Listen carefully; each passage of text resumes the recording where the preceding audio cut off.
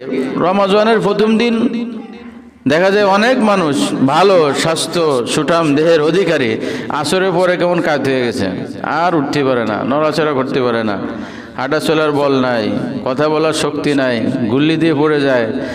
যখন কঠিন গরমের মৌসুম আসে ফ্রিজের কাছে খালি ঘন গুল্লি দেয়, একটু ঠান্ডা ভাব গ্রহণ করে, পানি মুখের কাছে আনে আর নাই, ইফতারির জন্য করে তাকায় থাকে, 1 মিনিটও যায় না। এই যে কষ্ট, এই যে ছটফট এই যে কষ্ট, বান্দা একটু পরিস্থিতি গ্রহণ করলেই এটা সহজ হয়ে যায়। যেমন রমজানের 1 মাস রোজা রাখার পরে যখন ঈদ চলে আসে, তখন প্রতিটা মানুষের অন্তরের মধ্যে আসে, হাই আর কিছুদিন রোজা থাকতাম তাতে ভালো হতো। রোজা রেখেই তো শরীরের সুস্থতা ফিরে আসছে, রোজা রেখেই তো শরীরের ফিটনেস ঠিক আছে, রোজা রাখার কারণেই তো মনের মধ্যে ভালো লাগে, রোজা রাখার কারণেই তো এখন সব কিছু কেমন যেন আনন্দময় হয়, রোজা রাখার কারণে ইবাদত বন্দিগি ঠিক থাকে, আরও কিছুদিন রোজা হলে ভালো হতো। এই যে রোজা তার শরীরে ফিট হয়ে গেছে, কারণ দীর্ঘ 1 মাস রোজা রাখছে, যার কারণে এখন রোজাটা তার জন্য ফিট হয়ে গেছে। আর যাদের অভ্যাস নাই, প্রথম দিন দ্বিতীয় দিন তৃতীয় দিন রোজা রাখতে অনেক কঠিন হয়ে যায়। রাসূল করিম সাল্লাল্লাহু আলাইহি ওয়াসাল্লাম উম্মত যেন প্রথম দিন রোজা রাখতে যায় গুল্লি দিয়ে না পড়ে যায়। রাসূলের উম্মতে যাতে কষ্ট না হয় এই কারণে রাসূল করিম সাল্লাল্লাহু আলাইহি ওয়াসাল্লাম শাবান মাস রোজা রাখছেন। প্রথম তারিখের থেকে নিয়ে 27 তারিখ 26 তারিখ পর্যন্ত রাসূল করিম সাল্লাল্লাহু আলাইহি ওয়াসাল্লাম রোজা রেখেছেন। উম্মত রাসূলের থেকে এই আমল শিক্ষা গ্রহণ করছেন। যেহেতু শাবান মাসে রোজা রাখছেন, রোজা রাখতে যেহেতু একটা অভ্যাস হয়ে গেছে, শাবানের শেষের দিকে 2-3 দিন রোজা রাখার পরে যখন রমজান মাস চলে আসে, তখন রোজা রাখলে আর কোনো কষ্ট হয় না। কিন্তু আমাদের পূর্ব প্রস্তুতি অভিজ্ঞতা না থাকার কারণে আমরা কি করতে পারি না, রমজান মাসে যায় আমাদের অনেক কষ্ট হয়ে যায়। এজন্য রমজানের আগ মুহূর্তে শাবান মাসে আমাদের একটা করণীয় হলো, আমরা এই শাবান মাসে বেশি বেশি রোজা রাখার চেষ্টা করব, নফল রোজা।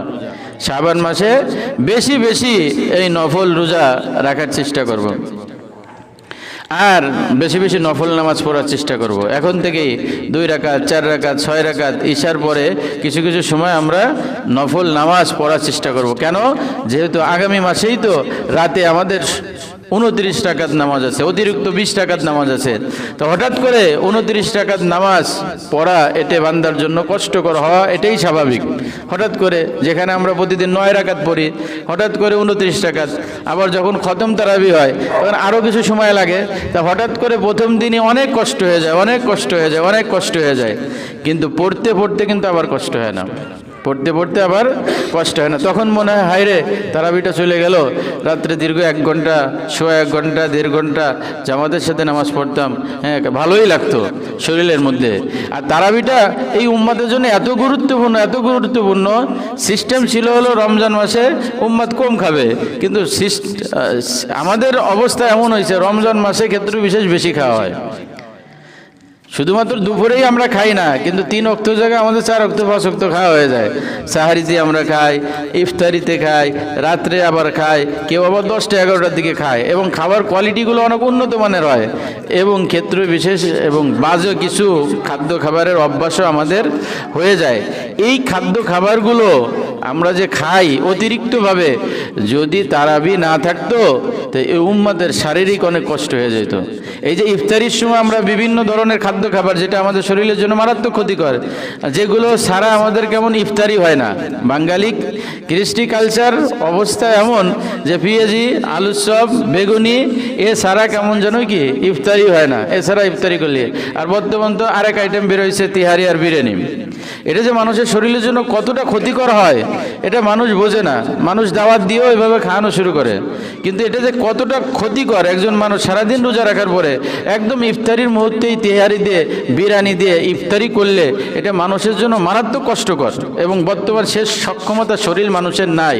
এজন্য এদিকেও আমরা লক্ষ্য করব, যারা আমরা দাওয়াত দিই, ইফতারি করাই, মেহমানদারি করাই, যেটা স্বাস্থ্যকর মোটামুটি খরচ অনেক হবে এমন না, আসলে রোজাদারের জন্য সহায়ক হয়, এটা করব তাহলে ফায়দা হবে। তা না হলে আমার সুযোগ মতন আমার সুবিধা মতো আমি একটা খাবার আইটেম রান্না করলাম আর রোজাদাররা খেয়ে তারা অসুস্থ হয়ে পড়লো, এটা ক্ষতিকর হয়ে যায়। এজন্য এই যে অতিরিক্ত খাদ্য খাবার খাওয়া হয়, যদি তারাবি না থাকতো তাহলে আমরা অসুস্থ হয়ে পড়তাম। ইফতারিতে আপনি যত খাইলেন, মোটামুটি খাওয়ার পরে তারাবির নামাজ পড়া শেষ, দেখেন যে শরীরে একটা স্বস্তি ফিরে আসছে, কেমন যেন সব হজম হয়ে গেছে। আল্লাহ নিয়ামত। এই জন্য রমজান মাসে গুরুত্বপূর্ণ দুটো ইবাদত, একটা রোজা আর একটা তারাবি। এই রোজা আর তারাবি এই দুটোর জন্য আমাদের কি করার দরকার? এখন থেকেই কিছু নফল নামাজ আর এখন থেকেই রোজা রাখার দরকার। আল্লাহ তাআলা আমাদেরকে তৌফিক দান করেন, বলেন আমিন।